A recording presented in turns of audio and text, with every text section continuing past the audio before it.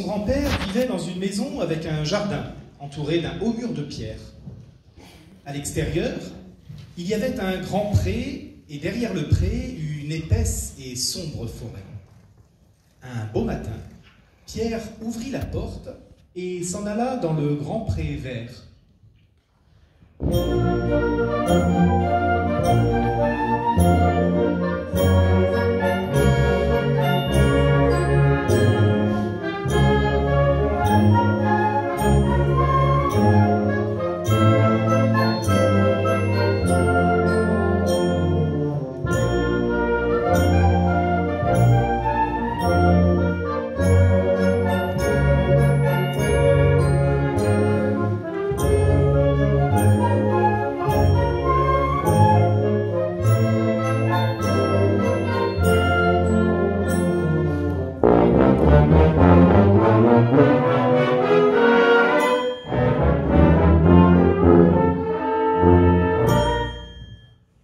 Sur la branche d'un grand arbre était perché un petit oiseau, ami de Pierre. « Tout est calme » gazouillait-il gaiement.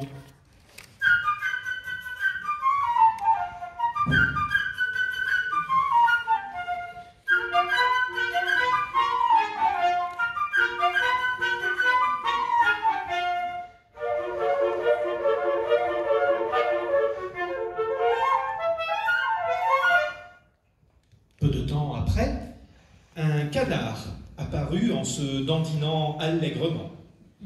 Tout heureux que Pierre n'ait pas fermé la grille, il en profita pour aller faire un plongeon dans l'étang au milieu du pré.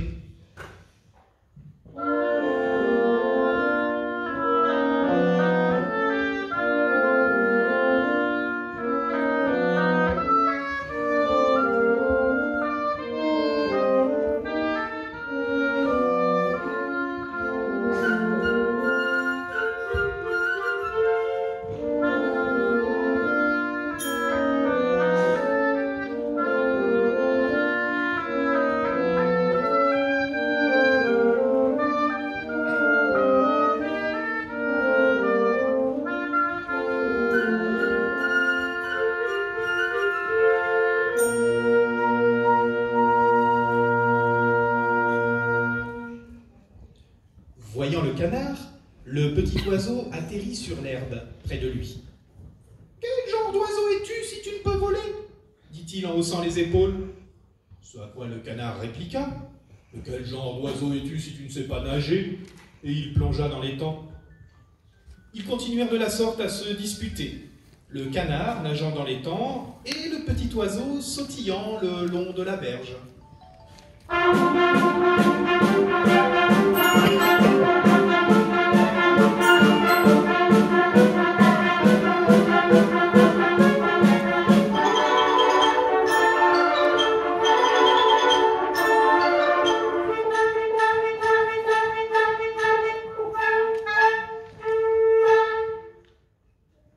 Soudain, quelque chose attira l'attention de Pierre.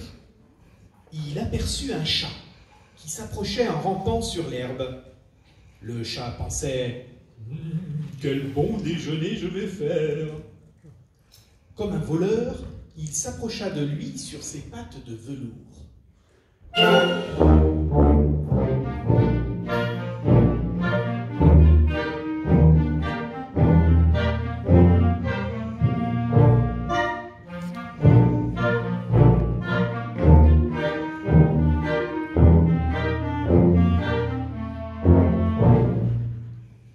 Attention !» s'écria Pierre. Et l'oiseau s'envola immédiatement sur l'arbre, tandis que le canard indigné cancana en direction du chat depuis le milieu de l'étang.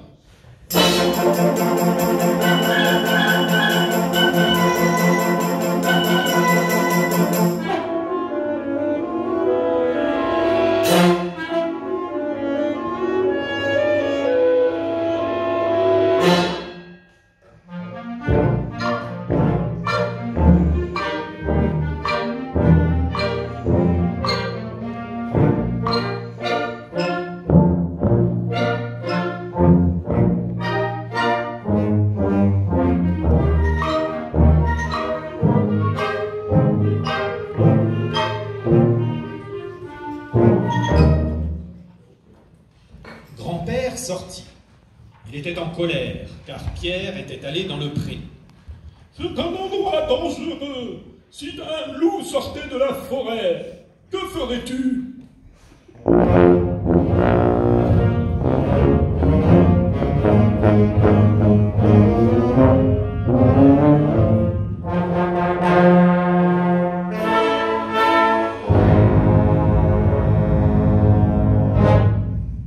Pierre ne fit pas attention aux paroles de son grand-père. Les garçons comme Pierre ne sont pas effrayés par les loups. Mais grand-père prit Pierre par la main, l'entraîna à la maison et ferma à clé la grille du jardin. À peine était-il rentré qu'un grand loup gris sortit de la forêt.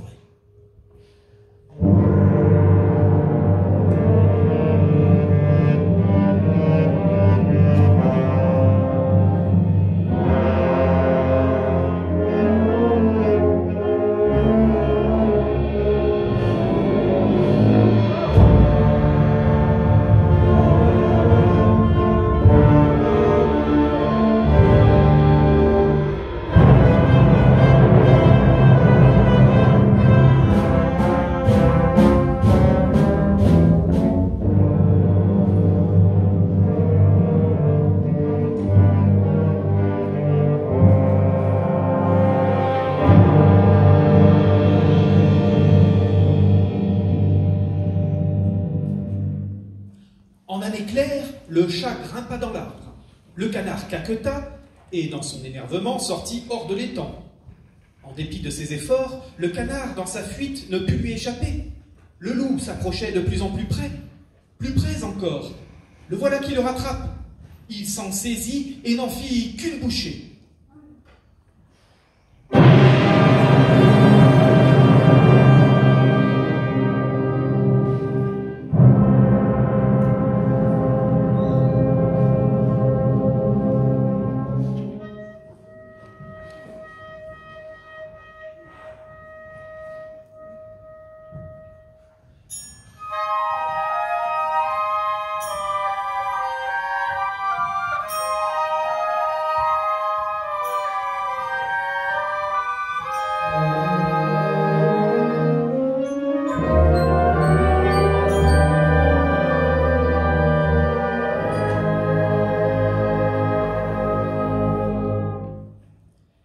Et maintenant, voici où en étaient les choses. Le chat était assis sur une branche de l'arbre, l'oiseau sur une autre, à bonne distance du chat.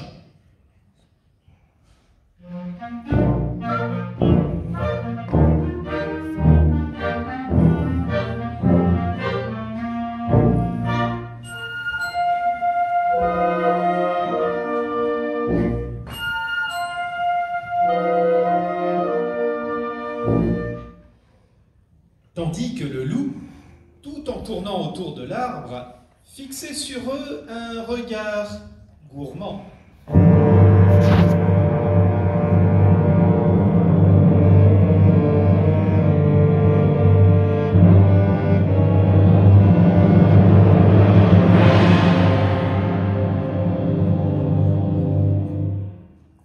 Dans le même temps, Pierre, sans la moindre crainte, observait derrière la grille la marche des événements.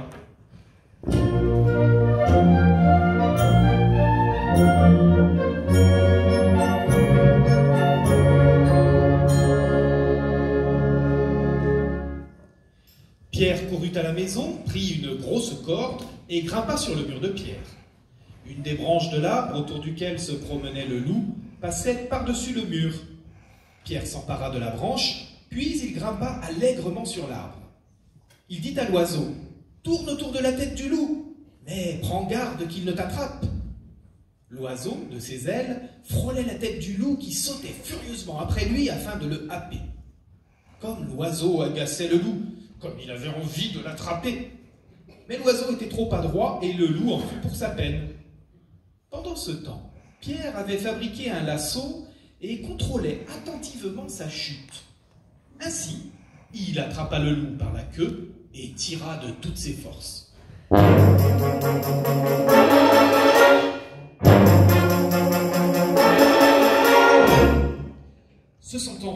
le loup commença à bondir sauvagement pour essayer de se libérer.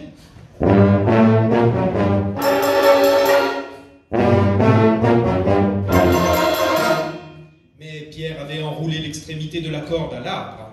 Ainsi, les bonds du loup ne faisaient que serrer le lasso autour de sa queue.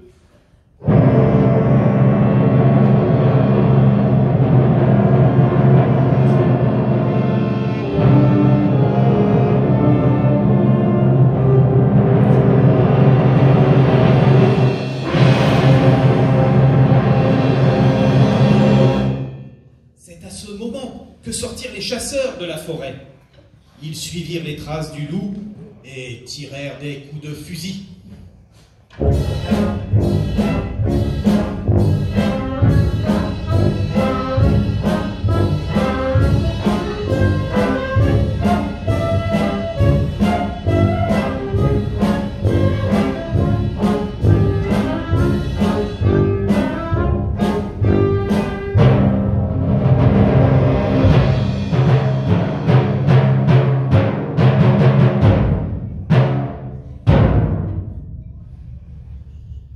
Mais Pierre, assis sur l'arbre, leur cria « Ne tirez pas! Le petit oiseau et moi avons déjà attrapé le loup. Maintenant, aidez-nous à l'emmener au zoo. » Et maintenant, imaginez la marche triomphale. Pierre marchait en tête, derrière lui venaient les chasseurs portant le loup, et fermant la procession, grand-père et le chat. L'oiseau volait autour d'eux en gazouillant joyeusement. « Que nous sommes malins, Pierre et moi! Regardez ce que nous avons attrapé! »